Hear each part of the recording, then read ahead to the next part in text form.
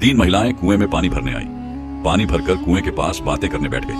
पहली महिला बोली, मेरी बहू इतनी सुंदर है कि उसकी खूबसूरती के चर्चे तो आसपास के गांव में है।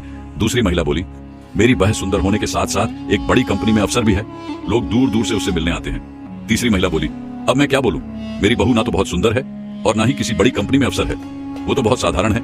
ऐसा बोलकर तीनों महिलाएं अपने अपने मटके उठाकर घर की ओर चल पड़ी।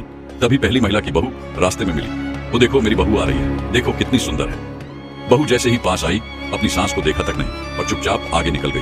अब दूसरी महिला की बहू सामने से आती हुई दिखाई दी। वो देखो मेरी बहू आ रही है, देखो कितनी ठाठ है, अफसर जो है देखो तो सही कितनी सुंदर है। मेरी बहू, उस अफसर बहू ने भी अपनी सांस को देखकर अनदेखा कर दिया और सांस के बगल से निकल गई। अब तभी तीसरी महिला की बहू आई।